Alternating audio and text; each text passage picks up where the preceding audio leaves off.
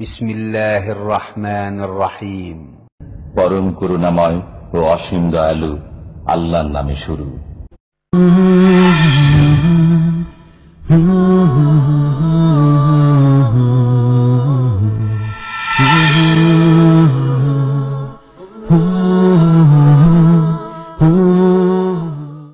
ومن أحسن قولا ممن دعا إلى الله وعمل صالحا وقال إنني من المسلمين. أعوذ بالله من الشيطان الرجيم. بسم الله الرحمن الرحيم. سبح لله ما في السماوات والأرض وهو العزيز الحكيم.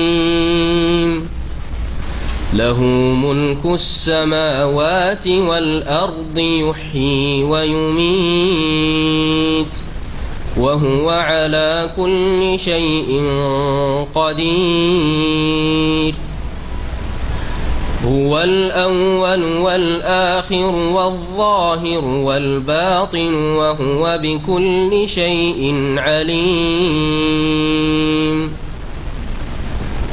هو الذي خلق السماوات والأرض في 6 أيام ثم استوى على العرش يعلم ما يلج في الأرض وما يخرج منها وما ينزل من السماء وما يعرج فيها وهو معكم أينما كنتم والله بما تعملون بصير.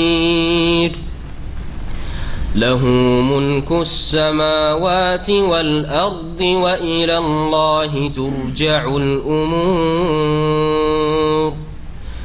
يولج الليل في النهار ويولج النهار في الليل وهو عليم بذات الصدور.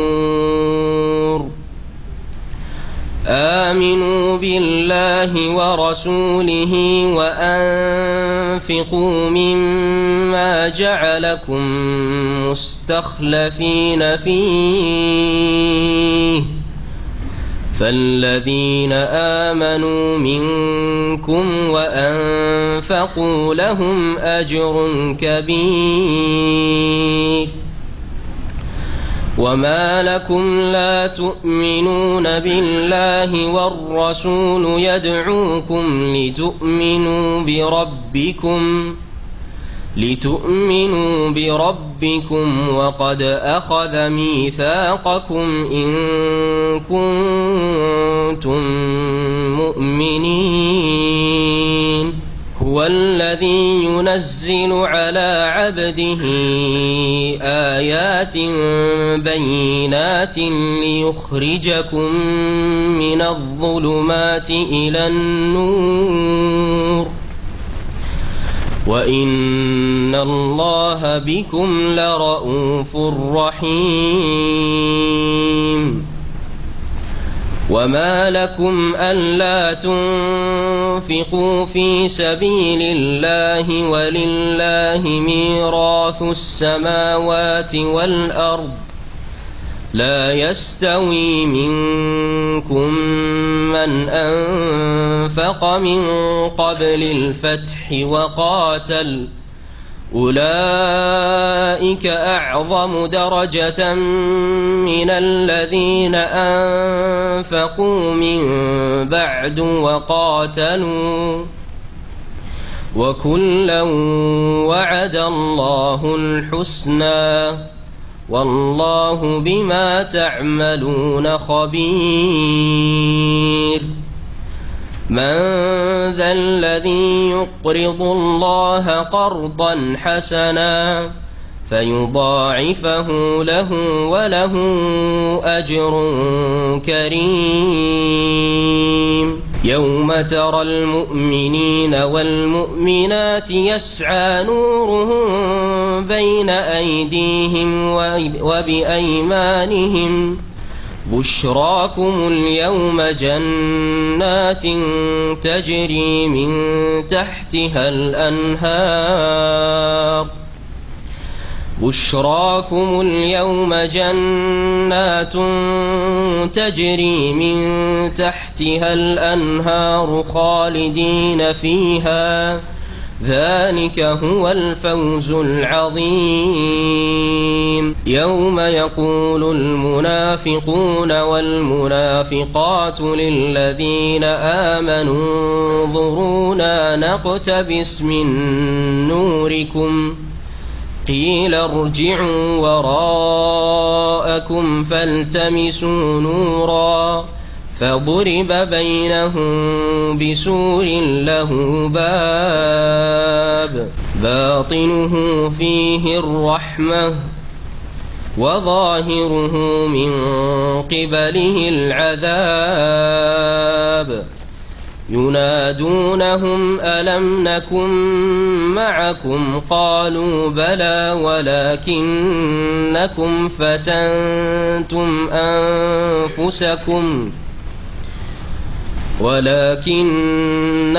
فتنتم أنفسكم وتربصتم وارتبتم وغرتكم الأماني حتى جاء أمر الله وغركم بالله الغرور. فاليوم لا يؤخذ منكم فدية ولا من الذين كفروا مأواكم النار هي مولاكم وبئس المصير. ألم يأن للذين آمنوا أن تخشع قلوبهم لذكر الله وما نزل من الحق ولا يكونوا كالذين أوتوا الكتاب من قبل فطال عليهم الأمد فقست قلوبهم وكثير منهم فاسقون. اعلموا أن الله يحيي الأرض بعد موتها قد بينا لكم الآيات لعلكم تعقلون. إن المصدقين والمصدقات وأقرضوا الله قرضا حسنا يضاعف لهم ولهم أجر كريم. السلام عليكم ورحمة الله وبركاته. بسم الله الرحمن الرحيم. الحمد لله رب العالمين والصلاة والسلام على سيد المرسلين نبينا محمد وعلى آله وصحبه أجمعين. أما بعد فأعوذ بالله من الشيطان الرجيم. ألم يأن للذين آمنوا أن تخشع قلوبهم لذكر الله وما نزل من الحق ولا يكونوا كالذين أوتوا الكتاب من قبل فطال عليهم الأمد فقست قلوبهم وكثير منهم فاسقون. আল্লাহ পাকের সমস্ত প্রশংসা যে আল্লাহ পাক রব্বুল আলামিন আমাদের সৃষ্টি করেছেন এবং আমাদের হেদায়েত দান করেছেন। সালাত এবং সালাম নাযিল হোক নবী মুহাম্মদুর রাসূলুল্লাহ সাল্লাল্লাহু আলাইহি ওয়াসাল্লামের উপর, যিনি আল্লাহ পাক রব্বুল আলামিনকে সবচেয়ে বেশি ভয় করতেন। আমাদের তাফসীর চলছিল সূরাতুল হাদিদ থেকে। সূরাতুল হাদিদের আয়াত নম্বর 16 থেকে আজকে আমরা তাফসীর শুরু করব। আল্লাহ পাক রব্বুল আলামিন এর আগের আয়াতগুলিতে মুমিনদের কথা উল্লেখ করেছেন, যাদের জন্য কিয়ামতের দিনে যে আল্লাহ পাক সিরাত পুল কায়েম করবেন জাহান্নামের উপর, সেখানে আলো আর আলো থাকবে যাতে সহজে তারা এই পুল অতিক্রম করে জান্নাতে প্রবেশ করবে। পক্ষান্তরে মুনাফিকদেরকে আল্লাহ পাক অন্ধকারে নিমজ্জিত করবেন। তারা মুমিনদের কাছ থেকে চাইবে আলো, কিন্তু সে আলো সেখানে পাবে না, যার ফলে তারা জাহান্নামে নিক্ষিপ্ত হবে। তারপরে দুনিয়া প্রতারণা এবং মানুষ প্রতারণায় রয়েছে, এই বিষয়গুলো আল্লাহ পাক উল্লেখ করেছেন। কিয়ামতের দিনে কোন রকমের মুক্তিপণ অপরাধীদের থেকে নিয়ে মুক্তি দেওয়া হবে না। এসব উল্লেখ করার পরে আল্লাহ পাক মুমিনদেরকে স্মরণ করিয়ে দিচ্ছেন আল্লাহ পাকের জিকির, কোরআনে কারীমের বিধান এবং যে সত্য আল্লাহ পাক নাযিল করেছেন তা শোনার পরে তাদের অন্তর নরম হওয়া আবশ্যক, তাদের অন্তর বিগলিত হোক, তাদের অন্তরে খুশু সৃষ্টি হোক, যাতে করে তারা মুনাফিকদের মতো কপট না হয় এবং দুনিয়া তাদেরকে প্রতারিত না করে। মহান আল্লাহ ইরশাদ করেছেন, আলাম ইয়ানি লিল্লাযিনা আমানু আন তাখশা কুলুবুহুম লিযিকরিল্লাহ ওয়া মা নাযালা মিনাল হক। মুমিনদের জন্য, যারা মুমিন ঈমানদার, তাদের জন্য কি সেই সময় আসেনি? আনা ইয়ানি মানে হচ্ছে আশা, এখান থেকে আন মানে হচ্ছে সময়, ওটার আরেকটা কাছাকাছি শব্দ হচ্ছে হিন। হিন মানে সময়, যেমন আজকাল ব্যবহার করে কোন কোন এলাকা আরব দেশে আলহিন মানে এখন, হিন মানে হচ্ছে সময়। তারপরে আন মানেও সময়, ওটাকে আলিফ লাম লাগিয়ে শুদ্ধ আরবিতে ব্যবহার হয় আল আন। আল আন মানে এখন। আল আনকে কোন কোন আঞ্চলিক ভাষায়, যদি আঞ্চলিক না শব্দটি শুদ্ধ ভাষা, আল হিন, হেনুন মানে যে কোনো সময়, আর আল হিন মানে এখন, এই সময়টা যেটা চলছে। আনুন মানে হচ্ছে ওয়াক্ত, আন আল ওয়াক্ত সময় এসে গেছে, আরবিতে ব্যবহার হয়। তো আনা ইয়ানি যেমন আতায়াতি ভাবে যারাবে থেকে ওই রকমই এই শব্দটি আলাম ইয়ানি লিল্লাযিনা, লাম যেহেতু হারফে জাজেম জজম দিয়ে থাকে, হারফে ইল্লাত শেষখানে থাকলে হজফ হয়ে যায়, ইয়ানি ছিল, ইয়াটি হজফ হয়ে গেছে। আলাম ইয়ানি লিল্লাযিনা আমানু, মুমিনদের জন্য কি সেই সময় আসেনি? কোন সময়? আন তাখশা কুলুবুহুম লিযিকরিল্লাহ, যে তাদের অন্তর বিগলিত হবে, বিনয়ী হবে, লিযিকরিল্লাহ আল্লাহর স্মরণে, আল্লাহ পাকের জিকিরে, আল্লাহ পাক রব্বুল আলামিনকে স্মরণ করে এবং আল্লাহ পাক রব্বুল আলামিনের উপদেশে, যে কোরআনে কারীমে উপদেশ রয়েছে, রাসূলুল্লাহ সাল্লাল্লাহু আলাইহি ওয়াসাল্লামের হাদিসে উপদেশ রয়েছে, তাতে কি তাদের অন্তর বিগলিত হওয়ার সময় আসেনি? অন্তর নরম হওয়ার সময় আসেনি? এখনো কি তাদের অন্তর শক্ত হয়ে থাকবে? ওয়া মা নাযালা মিনাল হক, আর যে সত্য অবতীর্ণ হয়েছে আল্লাহ পাকের পক্ষ থেকে, ওয়াহি, তাওহীদ এবং আল্লাহ পাকের সত্য দিন, তাতে কি তাদের অন্তর বিগলিত হওয়ার সময় আসেনি? ওয়ালা ইয়াকুনু কাল্লাযিনা উতুল কিতাব, আর মুমিনরা যেন ওই সব লোকদের মতো না হয়ে যায়। মুমিনদেরকে তাদের অন্তরের অবস্থা কেমন হওয়া উচিত, তাদের ইমানি অবস্থা কেমন হওয়া উচিত, এই কথা বলার পর আল্লাহ পাক বলছেন যে তারা যেন ইহুদি নাসারাদের মতো না হয়ে যায়। ওয়ালা ইয়াকুনু কাল্লাযিনা উতুল কিতাব, তারা যেন না হয়ে যায় ওই সব লোকদের মতো যাদেরকে কিতাব দেওয়া হয়েছিল, তাওরাত দেওয়া হয়েছিল, ইনজিল দেওয়া হয়েছিল, মিন ক্বাবল, এর পূর্বে, কোরআনে কারীমের পূর্বে তাদের জন্য আল্লাহ পাক নবী মুসা আলাইহিস সালামকে পাঠিয়েছেন, তাওরাত নাযিল করেছেন, ঈসা আলাইহিস সালামকে নবী রাসূল করে পাঠিয়েছেন, ইনজিল দান করেছেন। কিন্তু তারপরেও তাদের নবীর যুগ যখন অতিক্রান্ত করে দীর্ঘ সময় হয়ে গেছে, তখন আল্লাহর দিন থেকে, আল্লাহ পাকের কিতাব থেকে, ওহির বিধান থেকে তারা গাফিল হয়ে গেছে। ফাতালা আলাইহিমুল আমাদ, অতঃপর তাদের ওপর বহু যুগ অতিক্রান্ত হয়ে গেছিল। নবী আসার পরে অনেক যুগ চলে গেছে, 50-100 বছর, 200 বছর চলে গেছে। তখন ধীরে ধীরে ধীরে ধীরে তারা গাফিলতির শিকার হয়েছে। একদিকে গাফিলতি হচ্ছে তারা আল্লাহর কিতাবকে বিকৃত করেছে, আসল রূপে থাকেনি তাওরাত ইনজিল। 2 নম্বর, আল্লাহর কিতাবের যে জ্ঞান তাদের কাছে ছিল তার শিক্ষা থেকে গাফিল হয়ে গেছে। যেমন আজকাল মুসলিম সমাজের অবস্থা, অধিকাংশ মুসলিম আল্লাহর কিতাবের কোনো খোঁজ খবর রাখে না, যে কি হালাল কি হারাম, কি জায়েজ কি না জায়েজ, আল্লাহ কি বলছেন, আমি একজন মুসলিম হিসাবে আমাকে সম্বোধন করি আইয়ুহাল্লাযীনা আমানু, কিছুই জানে না। আজকাল মুসলিমদের অবস্থা দেখেন ঠিক ওই রকমই। নবী করিম সাল্লাল্লাহু আলাইহি ওয়াসাল্লামের জামানা 1400 বছর হয়ে গেছে। ফাতালা আলাইহিমুল আমাদু ফাকাসাত কুলুবুহুম, যার কারণে তাদের অন্তর শক্ত হয়ে গেছে। নবীর যুগ অতিক্রান্ত হওয়া, অনেক যুগ হয়ে যাওয়ায় বা বেশ কিছু দিন হয়ে যাওয়ায় তারা আল্লাহর দিন থেকে এমন গাফিল হয়ে গেছে যে তাদের অন্তর বড় শক্ত হয়ে গেছে। যেই অবস্থাটি ইহুদি নাসারাদের আল্লাহ পাক আয়াতে উল্লেখ করেছেন, ঠিক ওই অবস্থায় কি মুসলিম সমাজের পয়দা হয়নি, যার ফলে মুসলিম সমাজ আজকে সব জায়গায় মার খাচ্ছে।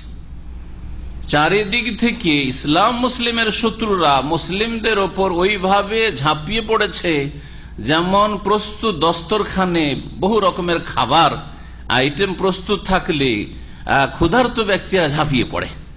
যেমন নবী করিম সাল্লাল্লাহু আলাইহি ওয়াসাল্লাম বলেছেন, সুনান আবু দাউদের হাদিসে রয়েছে, ইউশিকু আনতাদা আলাইকুমুল উমাম কামা তাদাউল আকালাতু ইলা কাসআতিহা, এমন একটা যুগ আসবে যে আনতাদা আলাইকুমুল উমাম, সমস্ত কুফরি শক্তি, ইহুদি নাসারা, হিন্দু, বৌদ্ধ, খ্রিস্টান, কমিউনিস্ট, সমস্ত কুফরি শক্তি এক হয়ে যাবে।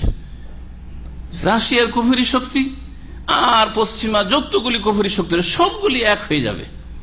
তাদের মধ্যে এত বিরোধ থাকা সত্ত্বেও তারা ইসলাম মুসলিমের বিরুদ্ধে, আর মুসলিমকে খুন করার জন্য আনতাদা আলাইকুমুল উমাম, সমস্ত জাতি ঝাঁপিয়ে পড়বে। কামা তাদা আল আকালাতু ইলা কাসআতিহা, যেমন ক্ষুধার্ত ব্যক্তিরা খাবার জন্য খাদ্যের প্লেটের ওপর ঝাঁপিয়ে পড়ে, খিদা লেগে আছে আর খাবার এড়িয়ে আছে, কোনো বিলম্ব নেই, চারিদিক থেকে ছুটে আসে কে কোন প্লেটে বসতে পারি। নবী করিম সাল্লাল্লাহু আলাইহি ওয়াসাল্লামকে সাহাবারা জিজ্ঞেস করে, ইয়া রাসূলুল্লাহ অমিন কিল্লাতিন ইয়াউমাইযিন নাহনু, সেদিন কি আমরা সংখ্যালঘু থাকবো, আমাদের সংখ্যা কম থাকবে, আমরা কি এরকম কমজোর, এত অল্প স্বল্প থাকবো, সেই জন্য এরকম ঝাঁপিয়ে পড়বে? কারণ মক্কা বিজয়ের পরে নবী করিম সাল্লাল্লাহু আলাইহি ওয়াসাল্লাম হাদিস বলছেন না, সাহাবারা দেখছেন যে দলে দলে ইয়াদখুলুনা ফি দীনিল্লাহি আফওয়াজা, শত শত প্রতিদিন ইসলাম গ্রহণ করছে, আমাদের সংখ্যা তো বাড়তেই আছে। তারপর এমনকি আবার পরিস্থিতি হবে যে আমরা সংখ্যালঘু হয়ে যাব, আর যার ফলে আমাদেরকে দুর্বল মনে করে ঝাঁপিয়ে পড়বে কুফরি শক্তি। নবী করিম সাল্লাল্লাহু আলাইহি ওয়াসাল্লাম বলেন, আনতুম কাসীর ওয়া কাসীর, বরং তোমাদের সংখ্যা অনেক বেশি থাকবে। ওয়ালাকিন্নাকুম গুসাউন কাগুসাইস সাইল, তবে তোমরা বন্যার যে খড়কুটোগুলি হয় বা ফেনা হয়, ওই রকম তোমাদের দশা হবে, অবস্থা হবে।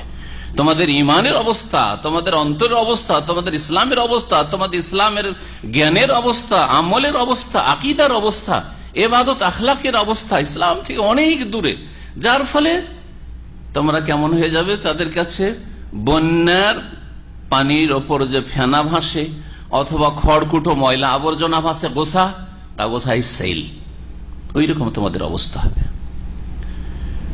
আর আল্লাহ পাক রব তোমাদের উপর ওয়াহান চাপিয়ে, ওয়ালা ইয়াকযিফান্নাল্লাহু ফি কুলুবিকুমুল ওয়াহান, আল্লাহ পাক তোমাদের অন্তরে ওয়াহান, কমজোরি, দুর্বলতা দিয়ে দিবেন। ওয়াহান মানে কমজোরি, দুর্বলতা। এই কোন দুর্বলতা আবার পয়দা হয়ে যাবে মুসলিম জাতিতে? নবী করিম সাল্লাল্লাহু আলাইহি ওয়াসাল্লামকে সাহাবীরা জিজ্ঞাসা করলেন যে ওমাল ওয়াহানু ইয়া রাসূলুল্লাহ, ই আবার দুর্বলতা আবার কি জানেন, আমরা তো দুর্বলতা বুঝি না, আমরা তো বীর পুরুষ।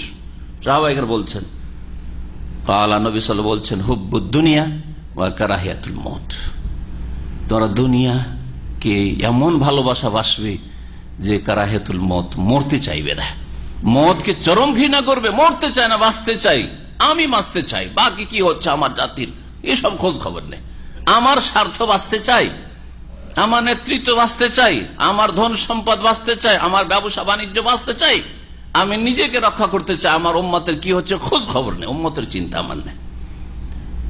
হব্বুদ দুনিয়া, দুনিয়ার ভালোবাসা তোমাদের প্রেম পেয়ে যাবে, দুনিয়ার আসক্তি তোমার বেড়ে যাবে, আর ওয়াকারাহাতুল মউত, মরতে চাইবে না।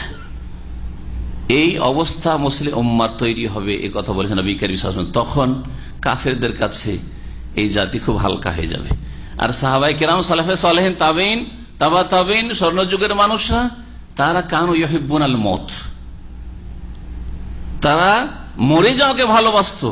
যেমন কাফের ইউহিব্বুনাল হায়াত, তারা বেঁচে থাকাকে ভালোবাসে, দীর্ঘদিন তারা যেমন বাঁচতে চায়, তেমনি মুসলিমরা তখন আল্লাহর রাস্তায় প্রাণ দেওয়াকে ভালোবাসত।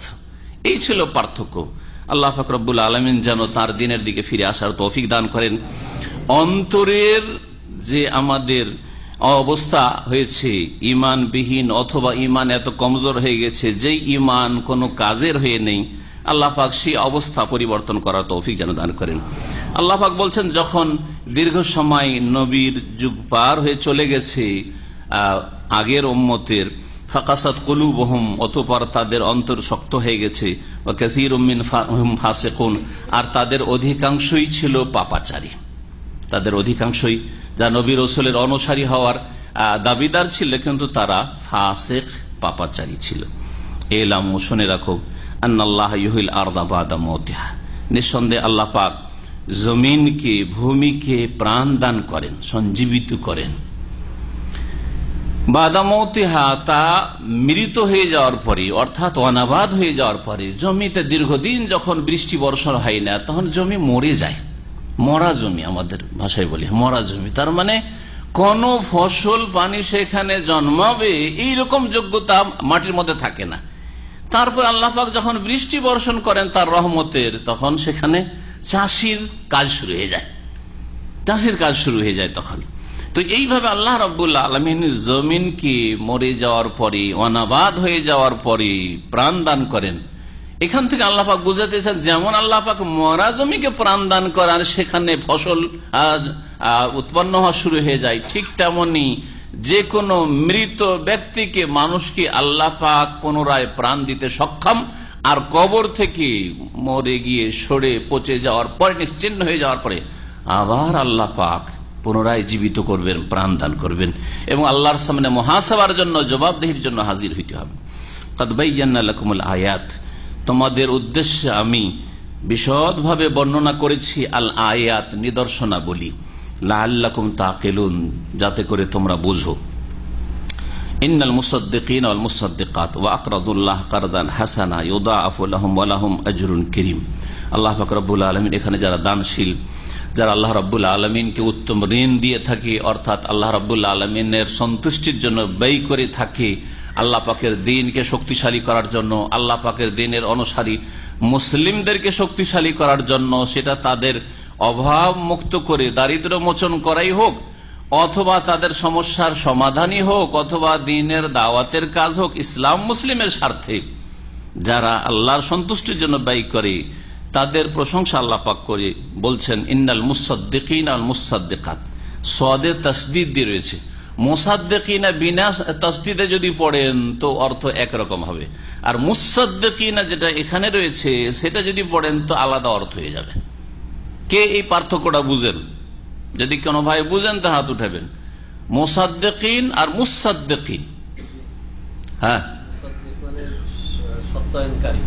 হ্যাঁ, মুসাদ্দিকিন সাদ্দাকা ইউসাদ্দিকু তাসদিক মানে হচ্ছে বিশ্বাস, তাসদিক করা, বিশ্বাস, যে বিশ্বাসকারী। হ্যাঁ, ইন্নাল মুসাদ্দিকিনা মানে যে নিঃসন্দেহে যারা বিশ্বাস স্থাপনকারী, ওয়াল পুরুষ, ওয়াল মুসাদ্দিকাত যদি হইতো তার মানে বিশ্বাস স্থাপনকারিনী নারী, এই হইতো। কিন্তু এখানে মুসাদ্দিকিন নাই, কি আছে? মুসাদ্দিকিন আছে। তাহলে এর অর্থ কি? দানশীল, দানশীল, দানশীল, দানশীল। সাদাকা, সাদাকা আরবিতে তাসাদ্দাকা ইয়াতাসাদ্দাকু, বাবে তাফাউল থেকে, সাদ্দাকা ইউসাদ্দিকু থেকে হয় না, বাবে তাফিল থেকে সাদ্দাকা ইউসাদ্দিকু যখন করবেন তার মানে বিশ্বাস করা, তাসদিক। আর যখন তাসাদ্দাকা ইয়াতাসাদ্দাকু হয় তখন হচ্ছে সাদাকা করা, দান খায়রাত করা। এখানে মুসাদ্দিকিন আসলে ছিল মুতাসাদ্দিকিন, তাকে সদে ইদগাম করে দেওয়া হয়েছে, আসলে ছিল ইন্নাল মুতাসাদ্দিকিনা ওয়াল মুতাসাদ্দিকাত।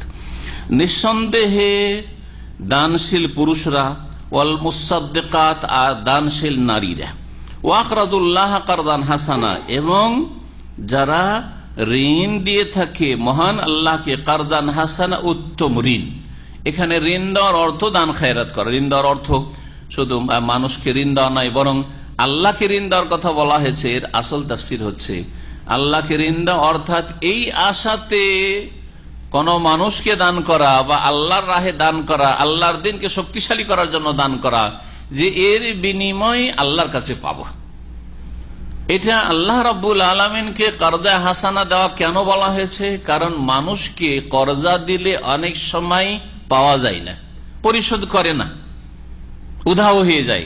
কিন্তু আল্লাহ রাব্বুল আলামিনের দিনের জন্য খরচ করলে নিশ্চিত ওর বদলা, ওর বিনিময় পাবেন। আল্লাহ অবশ্যই পরিশোধ করবেন, এবং শুধু যতটা দিলেন ততটাই যে পরিশোধ করবে এমন নয়, বরং ওটাকে আল্লাহ 10 গুণ, 100 গুণ, 700 গুণ, বহু গুণে আল্লাহ পাক বর্ধিত করবেন। জি, তো আল্লাহ পাক ইরশাদ করেছেন, ইন্নাল মুসাদ্দিকিন ওয়াল মুসাদ্দিকাত, নিঃসন্দেহে যারা দানশীল পুরুষ আর যারা দানশীল নারী, ওয়াকরাদুল্লাহ কারদান হাসানা, আর যারা ঋণ দিয়ে থাকে আল্লাহকে উত্তম ঋণ, ইউদাআফু লাহুম, তাদের জন্য বহুগুণ করে দেওয়া হবে। দাআফা ইউদাআফু থেকে ইউদাআফু লাহুম, তাদের জন্য বহুগুণ করে দেওয়া হবে। সর্বনিম্ন 1/10। মান জাআ বিল হাসানাতি ফালাহু আশরু আমসালিহা। কোরআনিক আয়াতে একটি আয়াত আল্লাহ পাক ইরশাদ করেছে, যেই ব্যক্তি হাসানা নিয়ে আসবে, একটি নেকি করবে, তার জন্য আশরু আমসালিহা 10 গুণ হবে। তারপর আয়াতে আল্লাহ পাক বলছেন, মাসালুল লাযিনা ইউনফিকুনা আমওয়ালাহুম ফি সাবিলিল্লাহি কামাসালি হাব্বা আম্বাতাত সাবআ সানাবিলা ফি কুল্লি সুমবুলাতিন মিয়াতু হাব্বা। একটি আপনি কোন দানা আপনি বপন করলেন, তারপরে সেখান থেকে আপনার একটা গাছ হলো, গাছ হওয়ার পরে তাতে একটা বীজ থেকে কটা শীষ হলো, আম্বাতা সাবা সানাবেলা, সম্বলাতুন মানে শীষ, তো 7টা শীষ হলো। ফি কুল্লি সম্বলাতিন, আর প্রত্যেকটা শীষে উদাহরণস্বরূপ মিয়াত হাব্বা 100টি দানা, তাহলে কতটা হয়ে গেল? 700। তারপর আল্লাহ বলছেন, আল্লাহু ইউদাইফু লিমান ইয়াশাউ আল্লাহু ওয়াসিউ, আল্লাহ পাক বহুগুণ করেন যার জন্য চান। আচ্ছা, এই যে গুণটা বাড়ে, এটা কিসের ভিত্তিতে আল্লাহ পাক বাড়ান? রূপ চেহারা দেখে? প্রথম কথা, আল্লাহ পাক অন্তর দেখেন। ইন্নাল্লাহা লা ইয়ানজুরু ইলা সুওয়ারিকুম ওয়ালা ইলা আজসাদিকুম। আল্লাহ পাক তোমাদের রূপ চেহারা দেখেন না, তোমাদের দেহ বডিও দেখেন না, কে কেমন সুন্দর, কে কেমন লম্বা, না এই সেই, আর কে কোন রঙের, সব দেখেন না। ওয়ালা কি ইয়ানজুরু ইলা কুলুবিকুম আমালিকুম, তোমাদের আল্লাহ পাক হৃদয় দেখেন, যে কোন অন্তর নিয়ে তুমি দান করেছো, কোন অন্তর নিয়ে এই খেদমতটা তুমি করছো, কোন অন্তর নিয়ে তুমি এই নেক কাজে অংশ নিচ্ছ। আবার আমালিকুম, শুধু কলবের দোহাই পড়লে হবে না। যেমন আজকালকার আমাদের সমাজের মুসলিমরা কিন্তু যারা বেদিন নাস্তিক আর যত পাপিষ্ঠ, তারা এই কলবের মনের দোহাই দেয় যে আমাদের অন্তর ঠিক আছে, শুধু দাড়ি রাখলে হবে, শুধু নামাজ পড়লে হবে, আর শুধু এইসব করলে হবে, আমাদের অন্তর ঠিক আছে। এটা সব মুনাফিক চরিত্রের লোক। তো শুধু এই জন্য নবী সাল্লাল্লাহু আলাইহি ওয়াসাল্লাম শুধু হাদিসে কথা বলেননি যে কলব ঠিক থাকলে, কি বলেছেন? কলব যখন ঠিক আছে তাহলে আমলও ঠিক হইতে হবে। কলব যখন ঠিক আছে তো আপনার তাওহীদ ঠিক থাকতে হবে, শিরক মুক্ত হইতে হবে। কলব যখন ঠিক আছে তাহলে আপনার রাসূলের অনুসারী হইতে হবে, সুন্নতের পাবন হইতে হবে, সমস্ত বিদআত ছাড়তে হবে। বিনা দলিলে আপনি ধর্মের নামে কাজ করবে, এটা চলবে না। যখন কলব ঠিক আছে, 5 ওয়াক্ত সালাত ঠিক হইতে হবে। কলব ঠিক আছে তো নামাজে খুশু হইতে হবে, নামাজের হেফাজত হইতে হবে, জামাত সহকারে নামাজ পড়তে হবে, টাইম মতো নামাজ পড়তে হবে। কলব ঠিক আছে তাহলে ফরজ ওয়াজিব ঠিকভাবে আদায় করতে হবে, আর হারাম নাজায়েজ থেকে বাঁচতে হবে, তাকওয়া অর্জন করতে হবে। কলব ঠিক আছে, ভিতরে যদি সুগন্ধি থাকে তো বাহিরে তা প্রকাশ পাবে, বাহিরে প্রকাশ পাবে। সুতরাং আপনার কথা, চাল চলন, রং, চেহারা আর আপনার আকার আকৃতি সবকিছু দেখে কথাতেই বোঝা যাবে আপনি মুসলিম, ইনশাআল্লাহ, মাশাআল্লাহ, আলহামদুলিল্লাহ, ইন্না লিল্লাহ ইত্যাদি ইত্যাদি বোঝা যাবে। কেমন আছেন? আলহামদুলিল্লাহ। অসুস্থ থাকার আলহামদুলিল্লাহ। হ্যাঁ, কেমন আছেন? না না ভাই ভালো না। আর কি বলবো, বালা মুসিবতের শেষ নাই। কেমন আছেন ভাই? বলছে যে যেমন থাকে আছি, ভালোই আছে। বুঝতে দিচ্ছেন না যে মুসলিম না মুসলিম, বুঝতে দিচ্ছেন না। অথবা যেমন পরিবেশ তেমন কথা। যখন থেকে মুসলিম সমাজে হুজুরদের সাথে আছি, একটু ধার্মিক লোকদের কাছে, তখন তো আল্লাহ বিল্লাহ খুব করলেন। আর যখন সব বেদিনদের দলে বলে আছে, তখন আল্লাহর নাম বললে তো বুঝে নেবে যে ধার্মিক লোক আছে রে। না না, বুঝতে দিতে হবে না। হিন্দুদের বুঝতে দিতে হবে না, ইহুদি নাসারাকে বুঝতে দিতে হবে না, কাফেরদের মাঝে বসবাস করি শুধু ওখানে বুঝতে দিতে হবে না। যেখানে যেমন সেখানে তেমন না। আপনার জীবনের প্রতিটি ক্ষেত্রে আপনার ইসলাম ঈমান প্রতিফলিত হবে যদি আপনার অন্তরে ঈমান থাকে। তাহলে অন্তর আল্লাহ দেখেন। আরো স্থান বিশেষে শুনে রাখেন, স্থান বিশেষে, কাল বিশেষে, সময় কেন্দ্রিক নেকি বাড়তে পারে। স্থান হিসাবে, জায়গা হিসাবে নেকি তো কম বেশি হইতে পারে, হতে পারে না? পারে না? আপনি মক্কাতুল মুকাররমার গরিব মিসকিনকে দিচ্ছেন, সেখানেও গরিব। মদিনার গরিব মিসকিনকে দিচ্ছেন, আর অন্য জায়গার দামামের গরিব মিসকিন দিচ্ছেন। দুটো সমান না? কখনো নাই। হাজি সাহেবের হজে এসছে আর অভাবী একটা অভাবী হাজিকে দিচ্ছেন আপনি, একটা অভাবী লোক মোবারক জায়গায় আছে, মোবারক কাজে লেগে আছে তাকে দিচ্ছেন, আর একটা লোক অন্য জায়গায় আছে তাকে দিচ্ছেন, তো সমান? তাহলে স্থান বিশেষে এরকম হতে পারে, কাল বিশেষে সময়, রমজান মাসের সওয়াব আর অন্য মাসের সওয়াব, ঠিক না? লাইলাতুল কদরের সওয়াব অন্য সময়ের সওয়াব, জিলহজ মাসের প্রথম 10 দিনের সওয়াব আর অন্য সময়ের সওয়াব একরকম হতে পারে। তারপরে কাল বিশেষে এই ক্ষেত্র মনে রাখতে হবে কখন ইসলামের কতটা প্রয়োজন। যেই প্রয়োজন আবু বকর সিদ্দিকের জামানায় নবী করিম সাল্লাল্লাহু আলাইহি ওয়াসাল্লামের মক্কি জীবনে ছিল, সেই প্রয়োজন মদিনার জীবনে ছিল না। মদিনার জীবনে মক্কা বিজয়ের আগে যে ইসলামের প্রয়োজন ছিল, মক্কা বিজয়ের পরে অত ছিল না। হ্যাঁ, বোঝা গেছে না? তাহলে আপনি আজকে কোটি কোটি টাকা খেদমতে খরচ করেন, আর করে যদি স্বপ্ন দেখেন যে কোটি কোটি টাকা তো কোন সাহাবী খরচ করতে পারেননি, তো আমরা অনেক আগে বেড়ে যাব, হবে না? কখনো হবে না। এই জন্য প্রিয় নবী সাল্লাল্লাহু আলাইহি ওয়াসাল্লাম বলেছেন, লা তাসুব্বু আসহাবি, আমার সাহাবায়ে কেরামকে গালমন্দ করবে না, তাদেরকে সমালোচনা করবে না। ফাওয়াল্লাহি, আল্লাহর কসম করে, লাউ আনফাকা আহাদুকুম মিসলা উহুদিন যাহাবান মা বালাগা মুদ্দা আহাদিহিম ওয়ালা নাসিফা।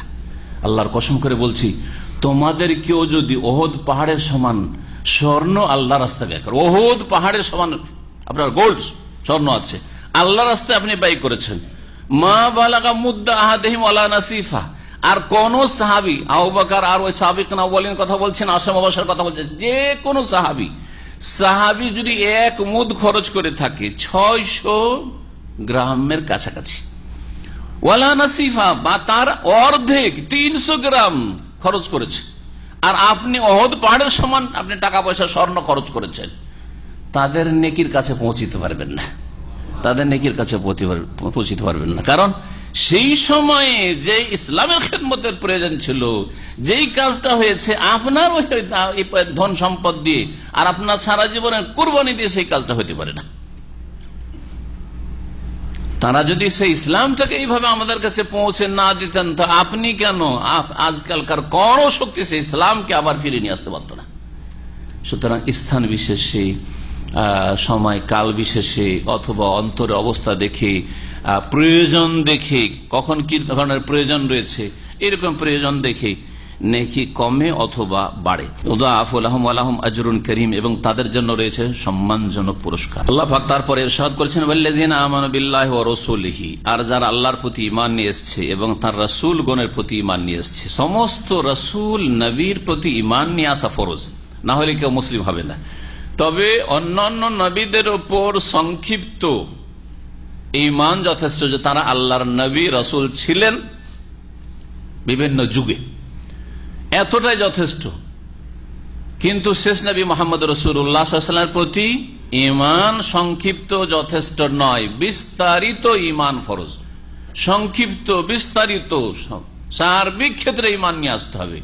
যেমন বিশ্বাস করতে হবে যে তিনি আল্লাহর রাসূল, তেমনি তিনি যা নিয়ে এসেছেন সত্য, এবং সেটা কিয়ামত পর্যন্ত মানব জাতির কল্যাণের জন্য অব্যাহত থাকবে, এবং তার দিন ছাড়া অন্য কোন দিন, তার নিয়ে আসা দিন ছাড়া অন্য কোন দিন আল্লাহ কবুল করবেন না। তার পন্থা ছাড়া অন্য কোন তরিকায় যদি কেউ ইবাদত বন্দেগী করে, জিকির আজকার করে আর ওজিফা পাঠ করে, আল্লাহ কবুল করবে, অন্য কোন তরিকত কবুল হবে না মুহাম্মদ রাসূলুল্লাহ সাল্লাল্লাহু আলাইহি ওয়াসাল্লামের তরিকত ছাড়া। এবং শুধু স্বীকার উক্তি নয়, তারপরে পালন করতে হবে, সেগুলিকে আদায় করতে হবে, সেই অনুযায়ী জীবন করতে হবে আপনার, আপনার পরিবার পরিজনের, আপনার অধীনস্থ যারা রয়েছে। এই হচ্ছে শেষ রাসূল মুহাম্মদ সাল্লাল্লাহু আলাইহি ওয়াসাল্লামের প্রতি ঈমান। যারা আল্লাহর প্রতি ঈমান নিয়ে এসেছে এবং রাসূলগণের প্রতি ঈমান নিয়ে এসেছে, উলাইকা হুমুস সিদ্দিকুন, তারাই হচ্ছে কারা? আল্লাহ বলছেন মহাসত্যবাদী। সিদ্দিকুন, সিদ্দিক কারা? এটা তো শাব্দিক অর্থ সিদ্দিক মুবাল্লাগার সেগা, ফেইলের ওজনে সাদাকা থেকে মহাসত্যবাদী। কিন্তু মহাসত্যবাদীর সংজ্ঞা কি? তাফসীরকাররা বলছেন যে যারা ঈমানের পূর্ণতা লাভ করেছে, ঈমানের ক্ষেত্রে, আমলের ক্ষেত্রে পূর্ণতা লাভ করেছে, শুধু ফরজ ওয়াজিব আদায় করা নয় আর সুন্নত মুস্তাহাব আদায় করা নয়, বরং ঈমানের পূর্ণতা লাভ করেছে এবং সমস্ত রকমের ঈমানের ত্রুটি থেকে বাঁচার জন্য সচেষ্ট হয়েছে এবং বেঁচেছে, এইরকম। এই জন্য সিদ্দিকদের সংখ্যা সালেহিনদের চাইতে অনেক কম। আল্লাহ পাক রব্বুল আলামিন কোরআনে কারীমে যে নেক লোক বা জান্নাতি লোকদের স্তর বর্ণনা করেছেন সূরা আলে ইমরান আয়াত নম্বর 69, সূরা নেসা আয়াত নম্বর 69। তার আল্লাহ পাক বলেছেন ওমাইয়ুতি আল্লাহ ওয়া রাসূলা ফাউলাইকা মাআল্লাযিনা আনআমা আল্লাহু আলাইহিম মিনান নাবিয়িনা ওয়াস সিদ্দিকিনা ওয়াশ শুহাদায়ে ওয়াস সালিহিন।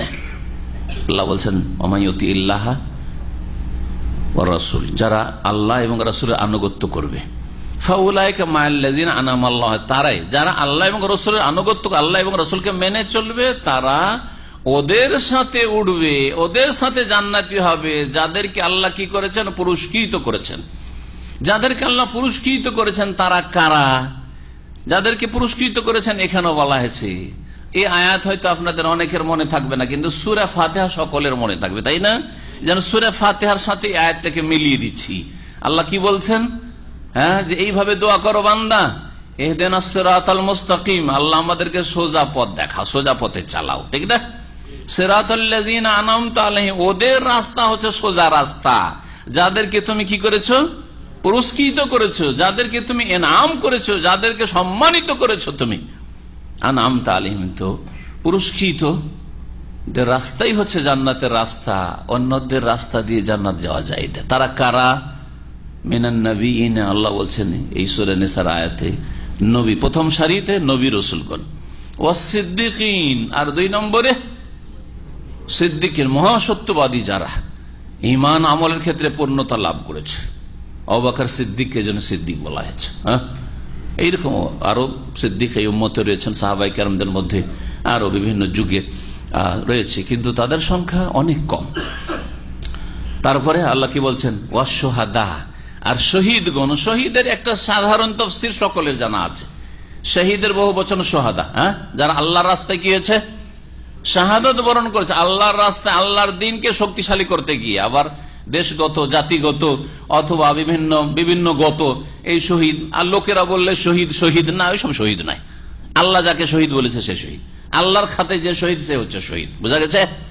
শহীদের বিকল্প কোন শব্দ কাফেরও পায়নি, যার ফলে শহীদ শব্দ কাফেরও শহীদ হয়। আর তাদের গরজে মরলেই শহীদ হয়ে যায়, তাদের গরজে মরলেই শহীদ হয়, তাই না? কিন্তু আল্লাহ পাকের কাছে শহীদ সে হচ্ছে শহীদ। সে কে? মান কাতালা লিতাকুনা কালিমাতুল্লাহি আল উলিয়া ফাহুয়া ফি সাবিলিল্লাহ, যেই ব্যক্তি আল্লাহর রাস্তায় লড়াই করলো আল্লাহর কালেমাকে উঁচা করার জন্য, আল্লাহর কালেমাকে, আল্লাহু আকবার, এই আল্লাহু আকবার উঁচা করার জন্য। আল্লাহ সবচেয়ে বড়, সুতরাং আল্লাহর দিন সবচেয়ে বড় আমার কাছে। আল্লাহর দিনকে, আল্লাহর কালেমাকে, লা ইলাহা ইল্লাল্লাহকে উঁচা করার জন্য, শিরক আর কুফরিকে নির্মূল করার জন্য যে আল্লাহর রাস্তায় লড়াই করলো আর তাতে নিহত হলো, সে হচ্ছে ফাহুয়া ফি সাবিলিল্লাহ, সে হচ্ছে ফি সাবিলিল্লাহ। আর সে যদি ওই অবস্থায় মারা যায়, শাহাদাত, তার শাহাদাত আল্লাহর কাছে গ্রহণযোগ্য, সে হচ্ছে শহীদ। তো তাছাড়া হাকিকি আসল শহীদ ছাড়া কিছু হুকমি শহীদ রয়েছে। বিভিন্ন ব্যাধির ক্ষেত্রে বা বিভিন্ন বিপদ আপদে যারা মারা যায় তাদেরকেও শাহাদাত, যেমন নবী করিম সাল্লাল্লাহু আলাইহি ওয়াসাল্লাম বলেছেন। তাহলে শহীদের একটা সাধারণ তাফসীর। নবীদের পরে মর্যাদা কার? সিদ্দিকিনদের। সিদ্দিকিনদের পরে মর্যাদা হচ্ছে শহীদদের। কিন্তু শহীদের আর একটি তাফসীর আছে যেটা সাধারণ মানুষরা চর্চা করে না, জানে না, আর আমাদের আলেম সমাজ বলে না। আল্লামা ইবনে উসাইমিন রাহমাতুল্লাহ আলাইহি তার আম্মা পারা তাফসীরে এই কথাটি উল্লেখ করেছেন। সেটা হচ্ছে সোহাদা মানে ওলামায়ে হক, কোরআন সুন্নাহর যারা আলেম। আল্লাহ পাক যেন কোরআন সুন্নাহর আলেম আপনাদেরকে হওয়ার তৌফিক দান। আলেম মানে মাদ্রাসা পড়ে একবারে পাগড়ি নিতে হবে আর দৌড়া হইতে হবে তাহলে আলেম না, এই অর্থে আলেম না। কোরআন সুন্নাহ সত্যিকার জ্ঞানী যারা, কোরআন এবং হাদিসের জ্ঞানী, ওহীর জ্ঞানী যারা, তারা সোহাদা। তারা সোহাদা এর দলিল কি? সোহাদা বহু বচন, এক বচন হচ্ছে শহীদ। শহীদের একটা অর্থ যেমন আল্লাহর রাস্তায় শাহাদাত বরণ করা, মানে আল্লাহর রাস্তায় জান উৎসর্গ করা, কুরবানি করা। আর একটি অর্থ হচ্ছে সাক্ষ্য প্রদান করা। আরেকটি অর্থ হচ্ছে কি? সাক্ষী কি বলে আরবিতে? শাহেদ বা শহীদ। শাহেদ মানেও সাক্ষী হয়, আর শহীদ মানে হচ্ছে হ্যাঁ সাক্ষ্য প্রদানকারী বা সাক্ষী। আলেম ওলামা যারা কোরআন সুন্নাহর আলেম, কিন্তু এই জন্য আলেম 3 ভাগে বিভক্ত। পেট পূজারী আলেম, যারা পেটের ব্যবসায় লেগে আছে, ধর্ম কর্ম যা কিছু হয় শুধু পেটের জন্য, পেট পূজারী আলেম। আর একটা হচ্ছে ওলামা সুবিদাতপন্থী আলেম, ওর পেটের সার্থক থাক আর না থাক কবর মাজার পূজারই খেদমত করবে, বিদাতের খেদমত করবে, শিরকের খেদমত করবে। ওলামাসু এই দুটো দল বাদ দিয়ে যারা শিরক বিদাতের পৃষ্ঠপোষকতা করে আর পেট পূজা করে, এই দুই শ্রেণীর আলেম বাদ দিয়ে ওলামায়ে হক, কোরআন শোনা আলেম, আবার যদি হক্কানি ওলামা বললেই হয় না, আর আমাদের সবার হক্কানি ওলামা বলে কিন্তু বিদাতও কম নাই তাদের। হ্যাঁ, সুতরাং শুধু নাম শুনলে হবে না, কাজে দেখতে হবে যে আসলে কি ওলামায়ে হক কিনা। তো কোরআন সুন্নাহর আলেম যারা কোরআন সুন্নাহ শিখে আর বিনা কোনো গোড়ামিতে কারো তরফদারি পক্ষপাতিত্ব না করে রসুলের পক্ষপাতিত্ব করে, রসুলের তরফদারি করে, থাকে রসুলের সাথে, কোরআন সুন্নাহ শিখে আর কোরআন সুন্নাহর প্রচার প্রসার করে, যা শিখেছে তার দায়িত্ব হচ্ছে পৌঁছে দেওয়া, বললে গোয়ানি ওয়ালা আয়া, এই কাজ করে। এরা হচ্ছে সাক্ষী, এরা হচ্ছে ওলামারা, হচ্ছে ওলামায়ে হক হচ্ছে কি সাক্ষী। কেমন করে সাক্ষী? সূরা আলে ইমরান আয়াত নম্বর 18 ওই আয়াতটি পড়বেন। আল্লাহ পাক বলছেন শাহিদ আল্লাহ, আল্লাহর তৌহিদের, আল্লাহর একত্বের, লা ইলাহা ইল্লাল্লাহর সাক্ষ্য প্রদান কে কে করে আল্লাহ বলছেন। শাহিদ আল্লাহ, আল্লাহ প্রথম সাক্ষ্য প্রদান করেন। আন্নাহু লা ইলাহা ইল্লাহু, আল্লাহ স্বয়ং সাক্ষী দিচ্ছেন যে তিনি ছাড়া আর কোন সত্য মাবুদ নেই। আল্লাহ প্রথম সাক্ষ্য প্রদান করেন যে আল্লাহ হচ্ছেন আহাদ, আল্লাহ একক। এটা হচ্ছে আল্লাহর সাক্ষী, শাহিদ আল্লাহ। আন্নাহু লা ইলাহা ইল্লাহু ওয়াল মালাইকাতু, এবং সমস্ত মালায়েকা ফেরেশতা সাক্ষ্য প্রদান করছেন।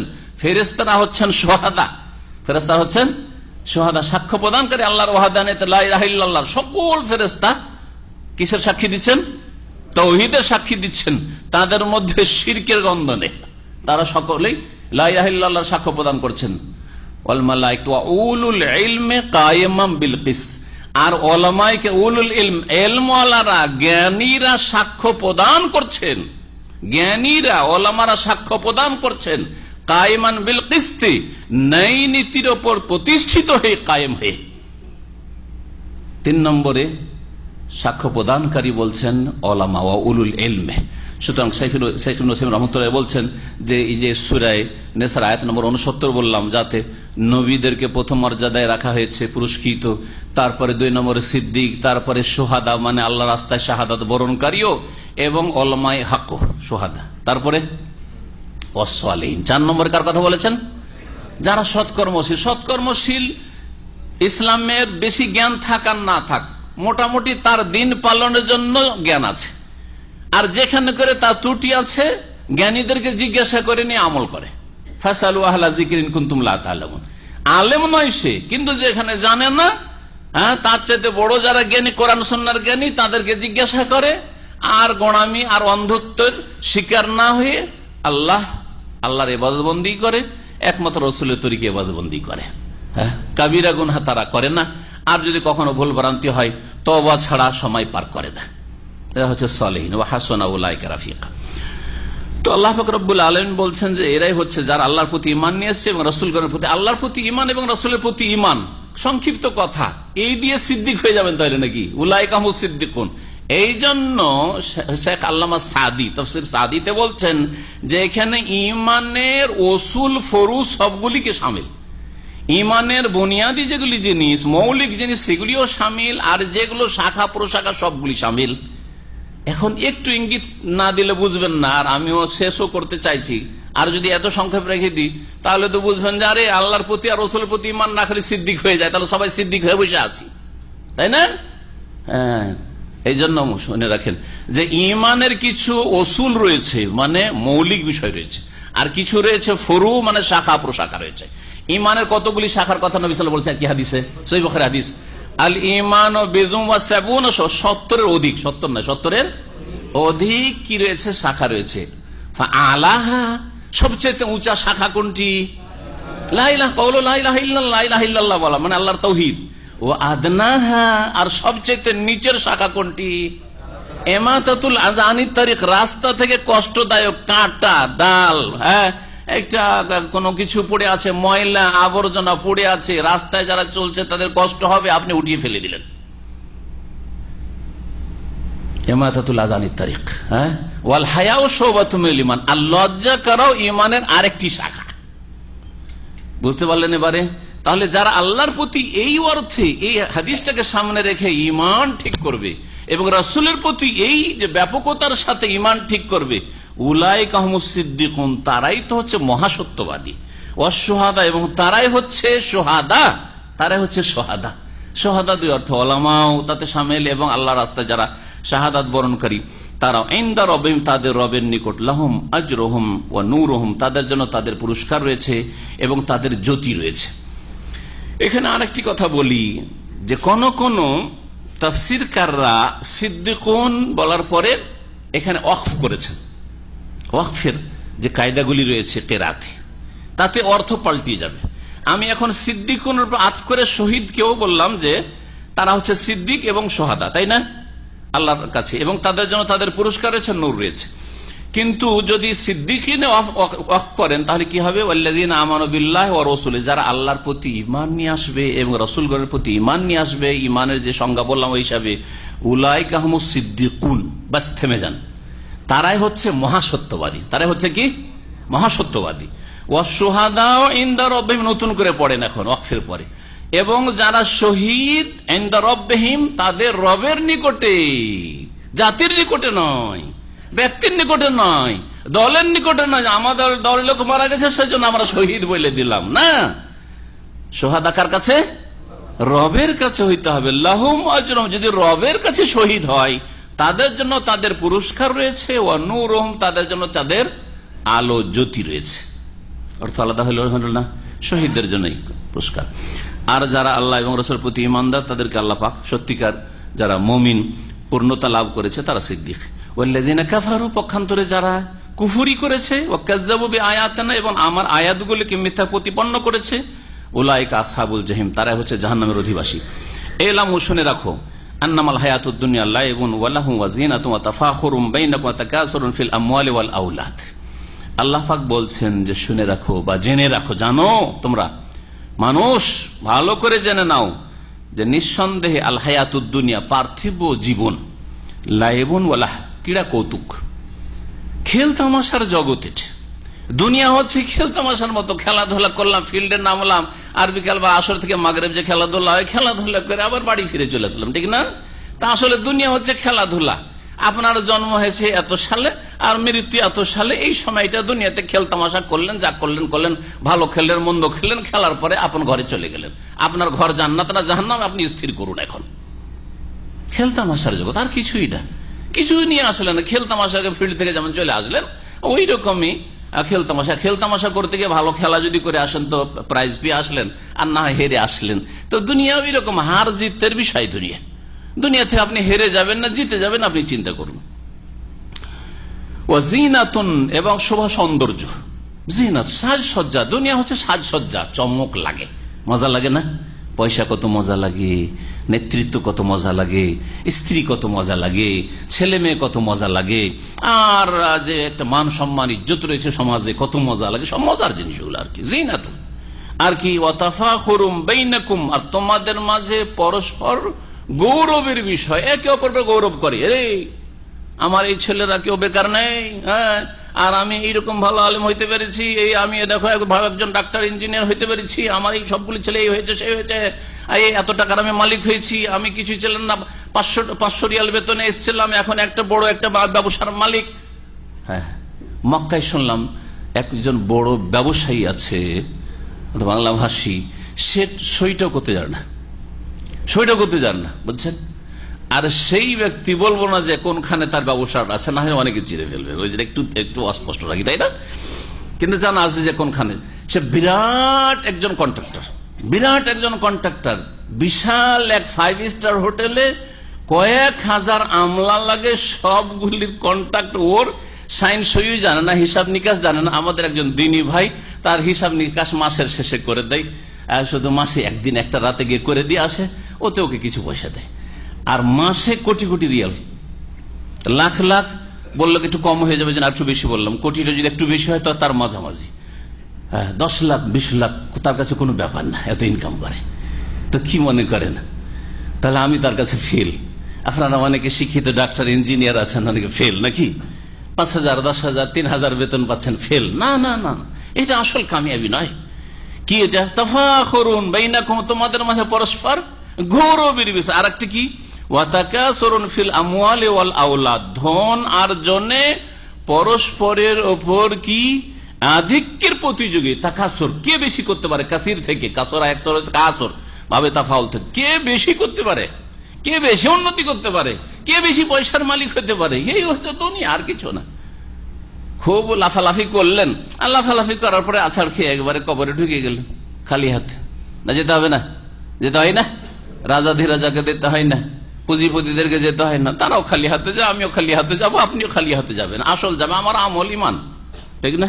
কেমন তাহলে দুনিয়া কেমন একটা উপমা দিয়ে আল্লাহ বুঝাচ্ছেন, কামাসালে গাইসিন, এক বৃষ্টির মতো, গাইস বৃষ্টি।